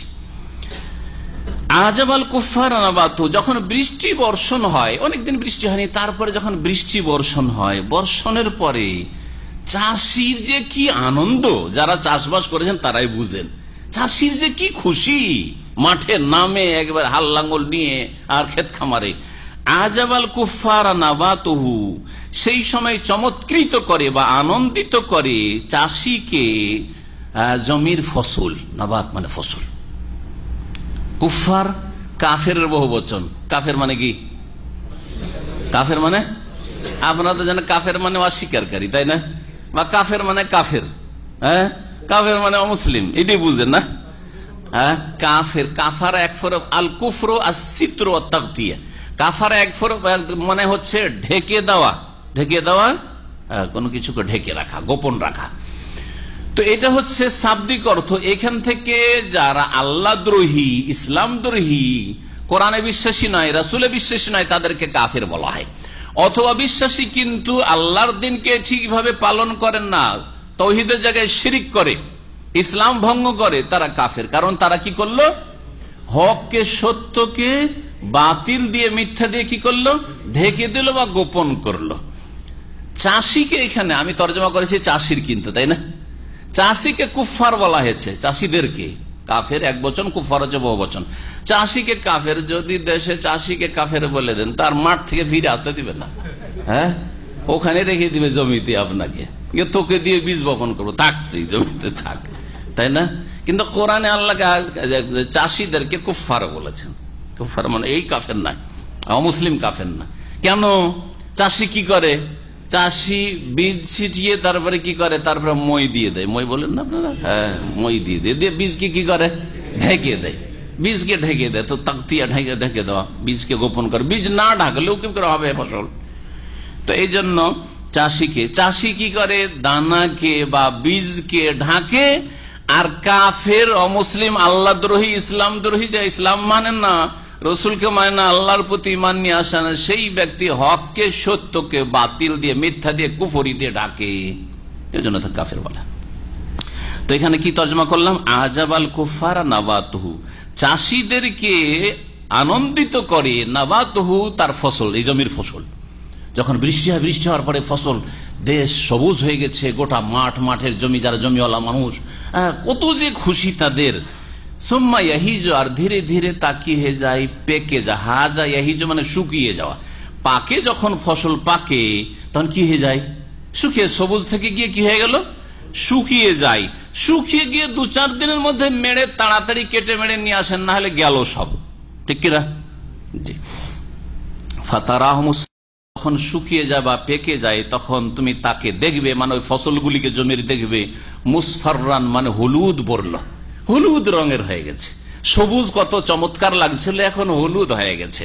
সুম্মা এখন, আর কয়েকদিন পর আর যান, যদি না কাটেন আর বিলম্ব করেন, সুম্মা এখন হোতামান, অতঃপর সেগুলি, ওই ফসলগুলি চূর্ণ বিচূর্ণ, খড়কুটোই পরিণত হয়ে যায়। হাতামায়, হাতা মানে চূর্ণ বিচূর্ণ করা, হ্যাঁ। তো সুম্মা এখন হতা, সেগুলি চূর্ণ বিচূর্ণ, খড়কুটায় পরিণত হয়ে যায়। ফসল ছিল কত সুন্দর, কত মজা লাগছিল, মাঠের ফসল দেখে, সবুজ, হ্যাঁ, সোনালী ফসল দেখে, কিন্তু তা শেষ। ওয়াফিল আখের, দুনিয়া ওই রকমই। দুনিয়া দেখেন, আপনি আমার আর আপনার জীবনটাকে দেখেন, ছোটকালে কত তরতাজা হয়ে উঠলেন, আর কত আদর আর যত্ন, তারপরে কত রকমের আইস আরাম করলেন, কত যে ভোগ বিলাস করলেন, কত যে ভালো ভালো খেয়েছেন আর খেয়েছি, হ্যাঁ, আর পড়েছেন আর পড়েছি, ঠিক না? শেষখানে আবার বার্ধক্য চলে আসলো, এখন কি হতে লেগেছে, এখন শুকাইতে শুরু হয়েছে, পাকতে শুরু হয়েছে, 40-50, এখন পাকতে শুরু হয়েছে। এতদিন ওষুধ লাগতো না, জান ইন্স্যুরেন্স গুলো কি করছে, হ্যাঁ, যদি আপনার বয়স 30 বছর 20 বছর হয় তো আপনার ইন্স্যুরেন্সের বিল বাৎসরিক কম, আর বয়স যদি 40-এর উপরে চলে যায় আর 50 চলে যায় তখন বিল বেশি হয়ে যায়। জানা আছে না নাই? কারণ এখন আপনার রোগ বেড়েছে, এখন আপনি শুকাইতে যাচ্ছেন, পাকতে যাচ্ছেন, অত অসুখ বিসুখ বেশি, সুতরাং আমাদেরকে বিল বেশি দিতে হবে। আর তারপরে কি ফাতারা মুসফাররান, আর তারপরে তখন হলুদ বর্ণ, আর আপনার গাল বসে গেছে, দেখতে ভালো লাগছে না, মলিন চেহারা হয়ে যাচ্ছে, শুকিয়ে যাচ্ছেন, চামড়া জড়ো হয়ে যাচ্ছে, আর আপনার দিয়ে কেউ তাকাবে না। একটা যুগ ছিল যে আপনার সৌন্দর্য দেখে যুবতীরা তাকিয়ে থাকতো আর আকাঙ্ক্ষা করতো যে এই ছেলেটাকে স্মার্টকে যদি বিয়ে করতে পারতাম, আর এখন যদি পাইগামদের কেউ বিয়ে করতে চাইবে না, ঠিক না? সময় এখন হতামান, এই হলো অবস্থা। শেষ, কবরে চলে গেলেন, কবরে চলে গেলেন। আল্লাহ বলছেন এখন আখেরাত পাড়ি দিতে হলো, আখেরাতে, আখেরাতে যাওয়ার পরে 2-এর 1, ওয়াফিল আখিরাতি আযাবুন শাদীদুন ওয়া মাগফিরাতুম মিনাল্লাহি ওয়া রিদওয়ান। কোনটা নিবে বলো? বলছেন পরকালে তোমাদের জন্য কঠোর শাস্তি রয়েছে যদি কর্মক্ষেত্রে আমলের জগতে ঈমান আমল সুন্দর করে না আসো, ওয়া মাগফিরাতুম মিনাল্লাহ, আর যদি ঈমান আমল সুন্দর করে নাও আল্লাহর প্রতি, রাসূলের প্রতি, পরকালের প্রতি, হ্যাঁ, ঈমানের সাথে যদি আমল ভালো করে নাও, ঈমান এবং তাকওয়া অর্জন করে নাও, তাহলে কি হবে? মাগফিরাতুম মিনাল্লাহ, আল্লাহর পক্ষ থেকে বড় মার্জনা রয়েছে, ওয়া রিদওয়ানুন, আর সন্তুষ্টি রয়েছে, আল্লাহ রাজি হয়ে যাবেন। আমাল হায়াতুদ দুনিয়া ইল্লা মাতাউল গুরুর, আর পার্থিব জগৎ তো প্রতারণার সামগ্রী ছাড়া আর কিছুই নয়। দুনিয়া ধোকার সামান ছাড়ার কিছুই না, ধোকা কিছুই না। আজকে আমার হাতে আছে, কালকে আরেকজনের হাতে, আজকে আপনার হাতে নেতৃত্ব আছে, আপনি এক জায়গার বস হয়ে বসে আছেন, আপনি ওখান থেকে কোথাও উধাও হয়ে গেছেন, কিচ্ছু নেই, অন্য কেউ বস হয়ে বসে আছে, আপনার জায়গায় বসে আছে, কেউ কোথাও থাকতে আসে নাই। আল্লাহ পাক তারপরে বলছেন সাবিকু ইলা মাগফিরাতিম মির রাব্বিকুম, তোমরা ঝাঁপ দাও বা ধাবিত হও, দৌড় দাও, ইলা মাগফিরাহ মির রাব্বিকুম, তোমাদের প্রতিপালকের পক্ষ থেকে মার্জনার উদ্দেশ্যে, ওয়া জান্নাতিন, এবং জান্নাতের উদ্দেশ্যে। জান্নাতের উদ্দেশ্যে দৌড় দেওয়া আর আল্লাহর কাছে ক্ষমা চাওয়ার জন্য দৌড় দেওয়া, ঝাঁপ দেওয়া, প্রতিযোগিতা করা। সাবেকা আজকালও নতুন আরবিতে মুসাবাকা কম্পিটিশনকে বলা হচ্ছে, কম্পিটিশন লাগাও। দুনিয়ার ক্ষেত্রে কম্পিটিশন, কিন্তু দিনের ক্ষেত্রে কম্পিটিশন কেন নেই? দু একটি উদাহরণ না দিলে বুঝবেন না। যদি বিনা দাওয়াতে আপনাদেরকে, মানে খাবার দাওয়াত নেই, খাবার দাওয়াত ছাড়া যদি আমরা যদি দিনই আলোচনা রাখি, তখন আর প্রতিযোগিতা নেই, তখন ডেকে ডেকেও পাওয়া যায় না। আসেন ভাই, আপনার আমাদের দিনী ভাইরা যারা নিয়মিত আসেন, চলেন যাই, ইসলামিক সেন্টারে দর্শ আছে, যাই, ইলম শিখতে যাই, কোরআন হাদিসের কথা শুনতে যাই। না যান, একটু ক্লান্তি লাগছে। না ভাই, সকালে সকালে ভোরে ভোরে একটু ডিউটি আছে। না ভাই, বিভিন্ন রকমের অজুহাত। না ভাই, একটু আমার কাজ আছে, বন্ধু বান্ধব একটু আসবে, একটু দেখা সাক্ষাৎ আছে, ইত্যাদি আছে না নেই? হ্যাঁ হ্যাঁ, বাস্তব অবস্থা কি এরকম নয়? যাদের মধ্যে দিনদারি আছে তাদের যদি এই অবস্থা হয়, তো বাকিগুলির কি অবস্থা? আর যদি খাবার থাকে, আকিকার দাওয়াত আজকে, মাশাআল্লাহ, অথবা আজকে একটা ভালো পার্টি আছে, হ্যাঁ, একজন ভাই বিয়ে করে এসেছেন, একটা ওলিমার দাওয়াত আছে, খাসির গোস্ত আর গরুর গোস্ত তাজা, হ্যাঁ, আর বিরিয়ানি আসবে রে ভাই, তখন আর ডাকা লাগে না, শুধু কানে আওয়াজ পৌঁছে গেলে, হ্যাঁ বসে আছে, আরে শুনছি ওখানে ভালো খাবার দাবার আছে, চল একটু যাই, চল যাই। তাহলে এগুলো কি বলেন দেখি? এটা কি? কোন দিকে প্রতিযোগিতা, কম্পিটিশনটা কোন দিকে? খাবারের প্লেটের দিকে, না ইলম শিখার দিকে, আমলের দিকে, মাগফিরাতের দিকে আর জান্নাতের দিকে, না কোন দিকে? এখন চিন্তা করুন। আল্লাহ তো বলছেন আল্লাহর মাগফিরাতের জন্য দৌড় লাগাও, নামাজের জন্য, ফজরের নামাজে, কে ভাই আল্লাহ হেফাজত করে, ঘুমাচ্ছিলেন নাকি? ফজর নামাজে নবী করিম সাল্লাল্লাহু আলাইহি ওয়াসাল্লাম বলেছেন, ওয়াল্লাহি আল্লাহর কসম করে বলছে, মুনাফিক যদি জানতো যে ফজর নামাজে একটা করে পায়া পাওয়া যাবে, একটা করে পায়া, তাহলে দৌড় দিয়ে ছুটে আসতো, দৌড়তে না পারলে হামাগুড়ি দিয়ে আসতো, যেভাবে আসতো। এখন একটা করে রিয়েল যদি বিতরণ হয়, ফজর নামাজ যে আসবে একটা করে রিয়েল পাবে, কত সংখ্যা বাড়বে?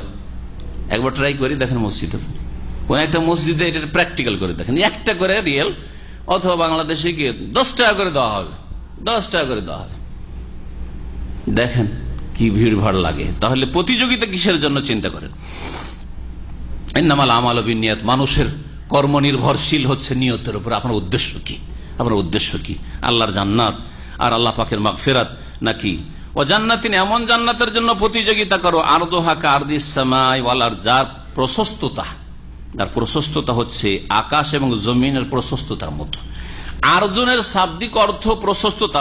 প্রশস্ততাকে আরবিতে বলে উসআত, মানে ওয়াসিয়া মানে প্রশস্ততা।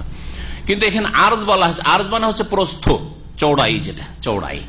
তাহলে চৌড়া যদি শাব্দিক অর্থ দিয়েও আমি তাফসির করি, তাহলে তাফসিরটা শোনেন।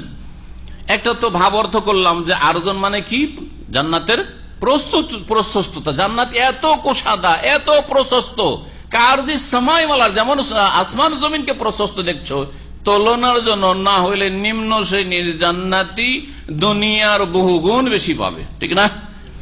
আল্লাহ পাক বুঝানোর জন্য বলেছেন যে জমিন আসমান এত প্রশস্ত লাগছে, ওই রকমই জান্নাত মনে করে নাও, বোঝার জন্য। বা এই কথা হলো, যদি আরজন মানে আমি প্রস্থ বলি, চওড়াই যেটা বলা হচ্ছে, তাহলে লম্বাকে কি বলে আরবিতে? তুল বলে। তুল, তৌল না। তৌল মানে হচ্ছে আবার ক্ষমতা। অমাল্লাম ইয়াস্তাতে মিনকুম তৌলান, তোমাদের মধ্যে কেউ যদি আর্থিক সচ্ছলতা না রাখে বিবাহ করার জন্য, এখানে তৌলান, তৌলান মানে কুদরাতান, আলাদা। দেখেন একটা হারকাতের পার্থক্য। তাউলন মানে শক্তি, সামর্থ্য, আর তুল মানে হচ্ছে কি, তোল মানে কি, লম্বা হয়, দৈর্ঘ্য যেটা। তো যদি শাব্দিক অর্থে এখানে করি যে জান্নাতের প্রশস্ত হওয়া, প্রস্থ, জান্নাতের প্রস্থ হচ্ছে আরজি সামাই ওয়ালার, জমিন আসমানের প্রস্থের মতো, মানে চওড়াইয়ের মতো।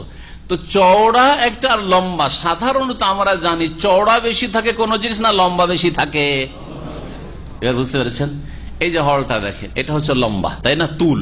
আর এটা হচ্ছে কি, এটা হচ্ছে আরজ, প্রস্থ। আর এটা হচ্ছে দৈর্ঘ্য লম্বা না প্রস্থ লম্বা? তা আল্লাহ বলতে চাইছেন যেন শাব্দিক অর্থ দিয়ে তাফসীর করেন, আরজুহা, জান্নাত এমন জান্নাতের জন্য প্রতিযোগিতা করো যে জান্নাতের প্রস্থ হচ্ছে আসমান জমিনের মতো, আসমান জমিনের প্রস্থের মতো। তাহলে যদি আসমান জমিনের মতো তার প্রস্থ হয়, তাহলে তার দৈর্ঘ্যটা কত বড়, তুল লম্বাই কত আছে, চিন্তা করো তাহলে। জি, যা প্রস্তুত রাখা হয়েছে ওই সব লোকদের জন্য যারা আল্লাহর প্রতি ঈমান নিয়ে এসেছে এবং তার রাসূলগণের প্রতি ঈমান নিয়ে এসেছে। এখানে ওই কথা মনে রাখেন, ঈমানের মৌলিক বিষয়ও তার আছে, আর ঈমানের যে শাখা প্রশাখা আছে সবগুলি আছে। সুতরাং ঈমান আছে আর নামাজে গাফিলতি, ঈমান আছে আর বিভিন্ন রকমের গুনাহে জড়িয়ে থাকে না, তাকওয়া অর্জন করেন না, আল্লাহকে ভয় করেন না, পরকাল সম্পর্কে চিন্তাশীল নাই, আর ঈমানের দাবিদার জাতিতে মুসলমান নয়, তাদেরকে বোঝানো হয়নি। যালিকা ফাদলুল্লাহ, আর এই জান্নাত হচ্ছে আল্লাহ পাকের অনুগ্রহ, এবং এই জান্নাত লাভের জন্য ঈমানদার হওয়া আল্লাহ এবং রাসূলের প্রতি, আর তাকওয়া অর্জন করা ফাদলুল্লাহ, আল্লাহর অনুগ্রহ, আল্লাহর দান। ইউতিহি মান ইয়াশা, যাকে আল্লাহ চান তাকে দেন। তো আল্লাহকে রূপ চেহারা দেখে দেন না অন্তর দেখে দেন? আপনার মধ্যে কতটা আগ্রহ আছে, আপনি কতটা আল্লাহর দিকে এগিয়ে আসতে চান? মনটা এগিয়ে যাচ্ছে, কিন্তু আপনার হয়তো বিভিন্ন বাধার কারণে আপনি পারছেন না, কিন্তু আপনার মন আছে। তাহলে এইরকম যদি অন্তর থাকে, অন্তরের সততা থাকে, যেটাকে সিদক মা আল্লাহ, আল্লাহর সাথে আপনার সততা থাকে, তো আল্লাহ পাক তৌফিক দিয়ে থাকেন, আল্লাহ পাক অনুগ্রহ করে থাকেন। কখনো মনে করবেন না যে আল্লাহ শুধু বাছাই করে নিয়ে এমনি বাছাই করে নিয়ে উঠিয়ে নিয়েছেন, আর এগুলোকে জান্নাতের রাস্তায় লাগিয়ে দিয়েছেন, আর এগুলোকে বাছাই করে রেখে থাক, তোরা থাক না।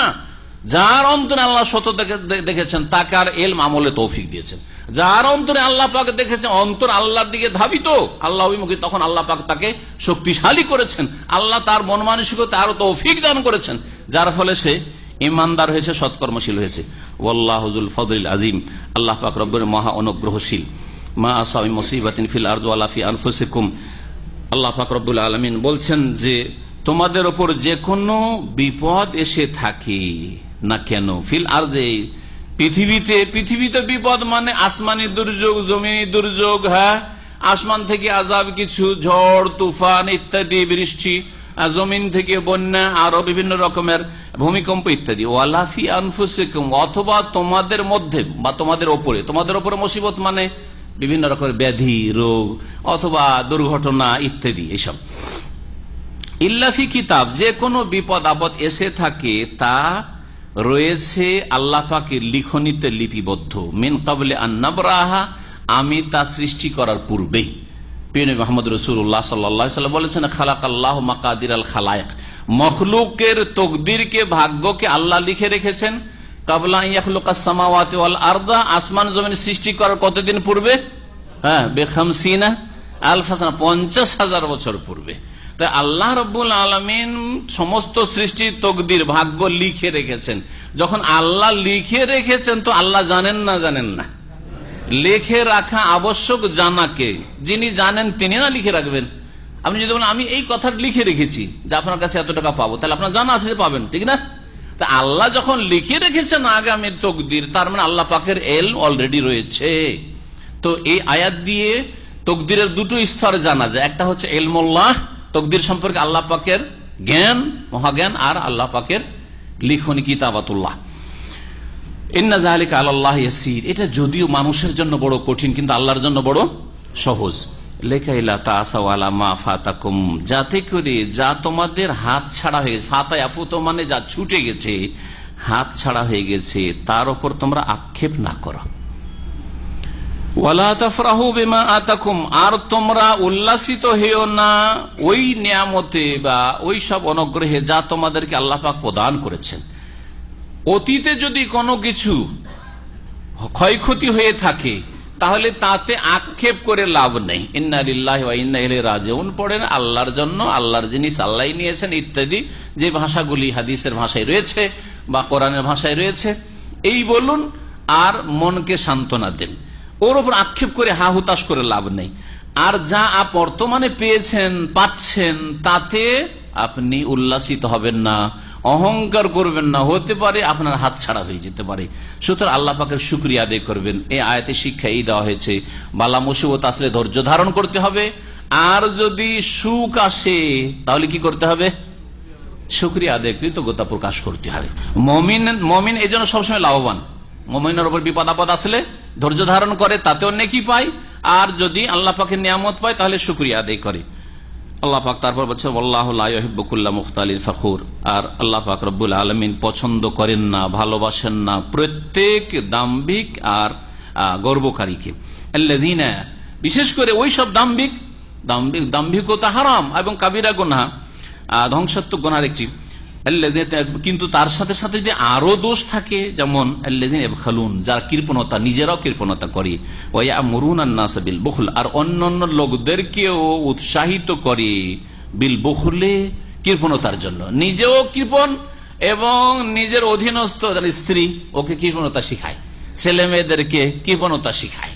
কৃপণতা শিখানো মানে একবারে জবান দিয়ে শিখানো নয়, তার চালচলন দিয়ে শিখাচ্ছে, তার ইশারা ইঙ্গিতে শিখাচ্ছে, তার অবস্থার ভাষা শিখাচ্ছে। আশেপাশে যারা আছে ওর কাছ থেকে ওইটাই শিখেছে যে আল্লাহর রাস্তায়, আল্লাহ সন্তুষ্ট, ফরজ ওয়াজিবের ক্ষেত্রে খরচ করবে না, বাপ মায়ের ক্ষেত্রে খরচ করবে না। বাপ আপনার ছেলে মেয়েদের সামনে আপনার বৃদ্ধ বাপ মায়ের উপর যদি খরচ না করেন, আপনি জবানে কোনোদিন বললেন না আপনার ছেলে মেয়েকে যে বাপ মাকে এত পয়সা দিতে হয় না, এই কথা বললেন না, কিন্তু আপনার এই কচি কাচারা কি শিখলো আপনার কাছ থেকে বলেন? এটা কি ওই আমরুনান-নাস বিল বুখলের অন্তর্ভুক্ত নয়? অনেকে বুঝে না ছেলেদের মায়ায়, স্ত্রীর ভালোবাসায়, প্রেমে, আর ওই ছেলে মেয়েদের প্রয়োজন আছে, এদের শিক্ষা দীক্ষা, অনেক টাকা পয়সার প্রয়োজন, আর ছেলে মেয়েদের একটা বাড়ি করতে পারিনি, এই করতে পারিনি, সেই করতে পারিনি, বৃদ্ধ বাপ মাকে দিচ্ছে না। কিন্তু ওই বাচ্চাগুলি কিন্তু সব রেকর্ড করছে, 5 বছর 7 বছর 10 বছর বাচ্চা কিন্তু সব রেকর্ড করে, টেপ এখানে রেকর্ড করা আছে যে আমার বাপ তো কোনোদিন পয়সাটা দিত না, আমার বাপ তো কোনোদিন একটা ভালো ভাষা দিত না, আমার দাদাকে দাদিকে তাদের তো দেখাশোনা করতো না, কখনো তো দেখলাম না যে তাদের ওই রকম খেদমত করেছে অথবা তাদের দেখাশোনা করেছে। কি শিখলো আপনার কাছ থেকে? কি শিখলো? এটাও তাদের সামিল, মনে রাখবেন। সুতরাং এর যে কামা তাদিন ও তুদান, আরবিতে একটা প্রবাদ আছে, হ্যাঁ, যেমন কর্ম তেমন ফল একদিন হবে। আপনি নীরব, আপনার ছেলে মেয়েদের সামনে বাপ মার সাথে খারাপ আচরণ করেছেন, ফরজ আজম আদায় করেননি, তাদের ঘর দিয়েছেন আপনি ওই রকম ভাঙাচোরা ঘর, পুরনো ঘর, আর আপনার বিছানা আর আপনার যে সোফা সেট আর ইত্যাদি, আপনার আলাদাই জীবনযাপন। চোখে দেখছে, বাচ্চাগুলো দেখছে, আপনার শিখে নিয়েছে সব যে আমার বাপ মা বুড়ো হইলে এইভাবেই করতে হবে আমাকে, বুঝেন না? জি হ্যাঁ, আর হচ্ছে দুনিয়াতে বদলা হয়ে যায়। ওমাইয়াত আল্লাহ, আর যেই ব্যক্তি বিমুখ হবে আল্লাহর দিন থেকে, ফাইনাল্লাহু আল গনিউল হামিদ, তার জেনে রাখা উচিত নিঃসন্দেহে আল্লাহ রাব্বুল আলামিন হচ্ছেন অভাব মুক্ত, আল গানি, অথবা অমুখাপেক্ষী, আল হামিদ, প্রশংসিত। আজকে সময় যথেষ্ট হয়ে গেছে, আর আমাদের এক পৃষ্ঠা আরো থেকে গেল। এটা হয়তো শেষ করা সম্ভব হবে না, তাই না? কারণ আজান আজকাল খুব তাড়াতাড়ি, আর কথাও তফসিরে লম্বা হয়ে যাচ্ছে, যার ফলে যদি নিয়ত ছিল শেষ করে দেওয়ার, কিন্তু শেষ হবে না। আগামী সপ্তাহে ইনশাআল্লাহ তাআলা এই এক পৃষ্ঠা তফসির শেষ করব, আর বাকি প্রশ্ন উত্তর যাদের প্রশ্নগুলি আছে আগামী সপ্তাহে প্রশ্ন লিখে দিয়ে আসবেন ইনশাআল্লাহ তাআলা। সূরা হাদীদ আমাদের আবার তৃতীয় পর্বে ইনশাআল্লাহ তাআলা শেষ হবে। এখানে আমাদের তাফসীর শেষ করছি। সাল্লাল্লাহু আলাইহি মুহাম্মদ ওয়া আলা আলিহি ওয়া সাহবিহি আজমাইন। এক ভাই ওমান থেকে প্রশ্ন করেছেন, কারো মাধ্যমে প্রশ্ন এসছে যে পেপসি, কোকা কোলা যতগুলি রয়েছে, যেগুলো বলছে সফট ড্রিঙ্ক, হ্যাঁ এই বলা হচ্ছে না, তো এগুলি পান করা সম্পর্কে শরীয়তের হুকুম কি? আসল হচ্ছে খাদ্য আর পানীয় বস্তু সম্পর্কে আসল হচ্ছে হালাল, যতক্ষণ পর্যন্ত হারামের কোন কারণ, শরীয়ত সম্মত কারণ উদ্ঘাটন না করতে পারবেন, যতক্ষণ পর্যন্ত আপনার কাছে স্পষ্ট না উঠেছে যে এটা হারাম হওয়ার কারণ কি, ততক্ষণ পর্যন্ত আসল হচ্ছে যে হালাল।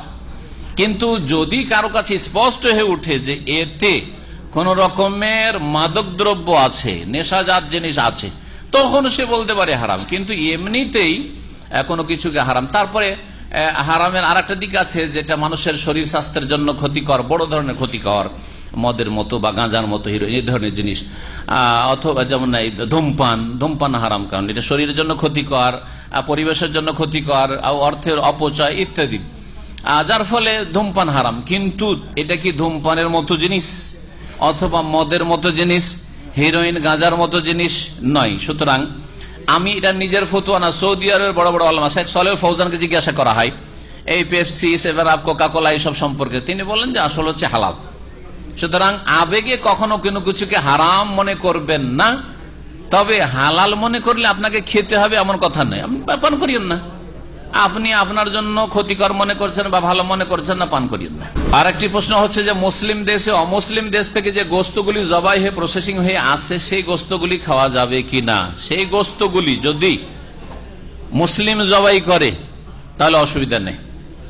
মুসলিম জবাই না করে আহলে কিতাব ইহুদি নাসারা জবাই করে, ইহুদি নাসারা খ্রিস্টানদের বা ইহুদিদের আহলে কিতাবদের জবাই করা খাওয়া জায়েজ। কোরআনে কারীম আল্লাহ বলেছেন ওয়া তা'আমুল্লাযিনা উতুল কিতাব হিল্লুল লাকুম, যাদেরকে কিতাব দেওয়া হয়েছে আহলে কিতাব ইহুদি নাসারা, তাদের জবাইকৃত পশু খাওয়া যাবে। কিন্তু যদি মুশরিক জবাই করে, অগ্নিপূজক জবাই করে, বৌদ্ধ জবাই করে, হিন্দু জবাই করে বা নাস্তিক জবাই করে, তাহলে খাওয়া যাবে না। কাফের মুরতাদ জবাই করে, তাহলে খাওয়া যাবে না। এখন এই ক্ষেত্রে সতর্কতা অবলম্বন করে, কারণ জানি না যে কে এগুলো জবাই করছে না করছে, সুতরাং যদি না খান আমি ভালো মনে করি। এই জন্য ফরোজেন ব্যক্তিগত আমি খাই না ওইরকম, আর বাইরে অমুসলিম দেশ থেকে বিশেষ করে আসলে মোটেই খাই না। আপনাদের অবগতির জন্য বলছি, ভারতের আল কাবির একটা কোম্পানি আছে, গোস্ত আসে, শুনেছেন? নামটা কত সুন্দর, আল কাবির, আরবি শব্দ। আর দীর্ঘদিন মনে করতেন যখন আল কাবির নাম, তখন হয়তো মালিক মুসলিম, মালিক একজন বড় হিন্দু মুসলিম বিদ্বেষী, জি, RSS বিজেপি হিন্দু। সুতরাং সাবধান, কখনো নামে ধোকা খাবেন না। অমুসলিম দেশের গোস্ত, মুরগি এগুলি খাওয়ার ক্ষেত্রে সতর্কতা অবলম্বন করবেন। এটা পেপসি, কোকা কোলার মতো জিনিস নয়। হাজার হাজার মন টন যে গোস্ত আছে, এতে যদি 2, 4, 10, 20টা 50টা কুকুর শুকুর যদি মিশিয়ে দেয়, তো ধরার কি আছে? ধরার কিছু নেই। আর এগুলি ঘটছে, যার ফলে এগুলো থেকে সাবধানতা অবলম্বন করবেন। এক ভাই জিজ্ঞেস করেছেন, ইমাম রাসূলুল্লাহ সাল্লাল্লাহু আলাইহি ওয়াসাল্লামের সালাতের মতো সালাত আদায় করেন, ওনার পিছনে কি আমরা সালাত আদায় করতে পারবো? ইমাম যদি নবী সাল্লাল্লাহু আলাইহি ওয়াসাল্লামের তরিকায় পুরোপুরি সালাত আদায় না করে, তারপরেও তার পিছনে নামাজ পড়তে পারবেন, যদি সে বড় শিরককারী না হয়, অর্থাৎ মাজার পূজারী না হয়, মাজারের দিকে আহ্বান না করে। কিন্তু ইমাম যদি মাজারপন্থী হয়, মাজারে যেতে উৎসাহিত করে বা নিজেও মাজারে যায়, লোকজনকে বলে যে যান, আল্লাহর ওলিরা দিতে পারে, ওখানে গেলে মনের আশা পূরণ হয়, এইসব মুশরিক, ওদের পিছনে নামাজ জায়েজ নাই। একমাত্র কাফের মুশরিকের পিছনে নামাজ জায়েজ নাই। বাকি যদি কেউ বিদাতি নামাজ পড়ে, নাওয়াইতো দিয়ে নামাজ পড়ছে, অথবা যায় নামাজের দোয়া দিয়ে নামাজ পড়ছে, এইসব বিদাতি মোনাজাত করছে, সম্মিলিত মোনাজাত করছে, এদের পিছনে নামাজ হবে। আপনি বিদাতগুলিতে অংশ নেবেন না, ওদের বিদাতগুলিতে অংশ নেবেন না। আপনি নাওয়াইতো পড়বেন না, আপনি সম্মিলিত মোনাজাত করবেন না। যে সুন্নতগুলি হয়তো ওরা করে না, আর আপনি সুন্নতগুলিকে সুন্নত মনে করছেন, সেই সুন্নতগুলি করবেন আপনি।